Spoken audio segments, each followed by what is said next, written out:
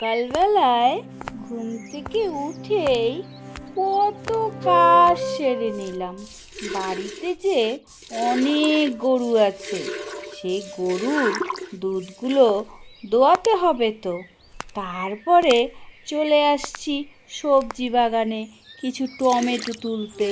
Tomato দিয়ে আজকে হবে বাটার পনির মশলা, যেটা আমি বাড়ির গরুর দুধ দিয়েই বাটার পনির মশলা বানাবো।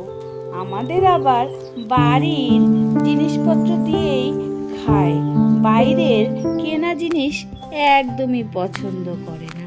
তার জন্য আমি ভাবলাম চলো কি করে আমি বাটার পনির মশলা করি সেটাই তোমাদেরকে দেখাই, কি করে করতে হয় সেটাই তোমাদেরকে দেখাবো।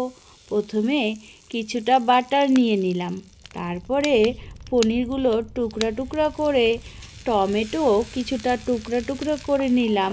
তারপরে তেলের মধ্যে বাটারটা দিয়ে ভেজে তারপরে টমেটো দিয়ে দিলাম, দিয়ে তার মধ্যে পনির এক এক করে সব মশলা, লঙ্কার গুঁড়া, জিরার গুঁড়া, আদা বাটা, ধনিয়া বাটা, তারপরে অবশেষে আমি কিন্তু দুধ দিয়ে দিলাম।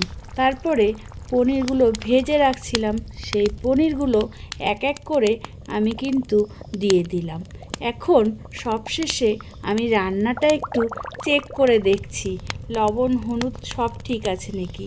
অবশেষে কিন্তু আমি বাড়িরই ধনিয়া পাতা দিয়ে দিলাম।